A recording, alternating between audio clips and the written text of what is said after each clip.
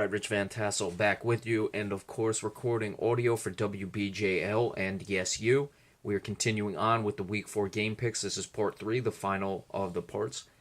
Next up, New Orleans Saints against the San Diego Chargers. The Saints at 0-3 on the road, the San Diego Chargers 1-2. Injuries for the visiting New Orleans Saints. Tyler Davison, defensive tackle, Donnell Ellerbe, linebacker, James Laurinaitis, linebacker, are all questionable. Teron Armstead, offensive tackle, and Sonoe Clemente, center, are out. For the San Diego Chargers, King Dunlap, offensive tackle, doubtful. Joe Barksdale, offensive tackle, questionable. Antonio Gates, tight end, doubtful. Joey Bosa, defensive end, and Brandon Flowers, cornerback, out. So, some key injuries to some key positions for both teams. A lot of offensive line injuries as well. Teron Armstead, the tackle, and Clemente, the center, are out on the offensive line of the Saints. King Dunlap, doubtful, and Joe Barksdale, questionable. Those are the two tackles, and of course we just discussed the tackle position with the Oakland Raiders game. So, of course, and as well, Antonio Gates is out of this game. So we'll have to see if the San Diego Chargers, what their offense is going to be without, of course, Danny Woodhead out and Antonio Gates unlikely to go. They like to throw the ball. They don't run the ball very much, though. Gordon has been picking up his play of late. New Orleans defense is really struggling to stop people, and I don't see why they're going to be able to stop the San Diego Chargers passing attack, which is dangerous, of course. Of course, the defense for San Diego is where they really have struggles as well. And you look at the defensive injuries to New Orleans potentially out. Laurinaitis and Ellerbe, of course, are questionable, and Davison, the defensive tackle. So there's a lot of questions with this New Orleans Saints team, and I really see them on the downturn. I didn't know it was going to fall this far, this fast for this team, but it looks like their fall has finally come. Again, I was predicting that in the season preview of this game. San Diego should win a pretty high-scoring game. I like it 31-27. New Orleans will be game on the road. They have too many pros, but they're not going to be able to get the job done in this one. Next, the Dallas Cowboys at 2-1, traveling to San Francisco to play the 1-2 49ers. Injuries for the Dallas Cowboys. Jeff Heath, safety, questionable. Mark Ninchosa, linebacker, questionable. Orlando Scandrick, cornerback, questionable. Tyron Smith, offensive tackle, is questionable. Tony Romo, of course, the quarterback, is out. Now, we were seeing the things with Dez Bryant. There's nothing listed here. I would expect he's not going to be able to go in this one, so we'll have to see how this goes on. There was basically talk that he's not going to be able to play, but again, it's not listed. I don't see how it's not even listed as anything, so I don't know what the deal is with that injury. For the 49ers, Vance McDonald, tight end, Garrett Selleck, tight end, are questionable, and Jimmy Ward, the defensive back, is out. In this game, who's going to be able to dictate the tempo more? Dallas loves to take their time on offense, control the time of possession. San Francisco doesn't care about time of possession. They like to go up and down the field and do as they please.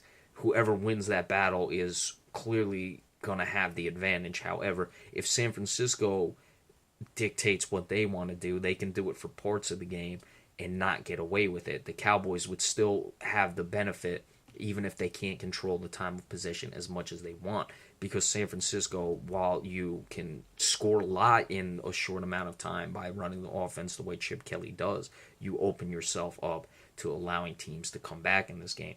And that's how I see this game going, to be honest with you. We know Chip Kelly has some experience against the Cowboys when he was the head coach of the Eagles, had some success. Cowboys had some success as well, though, against Chip Kelly, so they're familiar with what's going to be going on in this one. I like San Francisco to jump out to not a big lead, but probably 10, maybe even a 14-point lead. The Cowboys to settle things down before halftime and then come back and be able to control the clock enough in the second half and come away with a late victory over the San Francisco 49ers. I don't think Blaine Gabbert is the guy, and he's going to be able to get it done.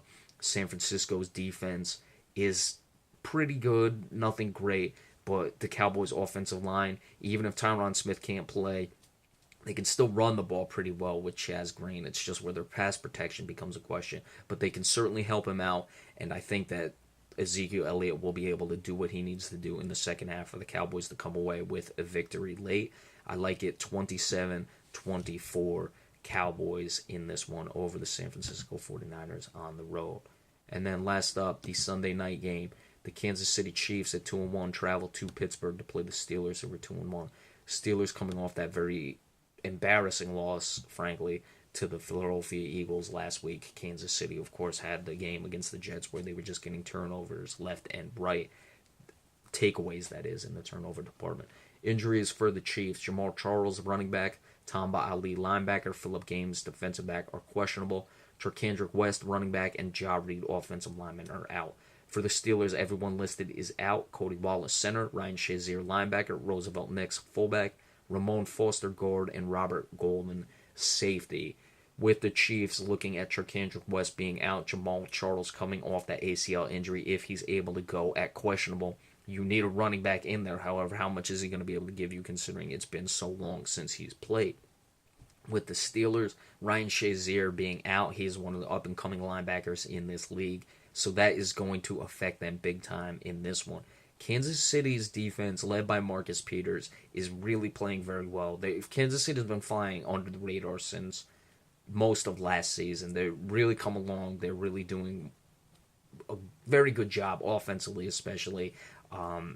Keeping things relatively proficient, not trying to do too much on offense, and it's really allowed them to flourish.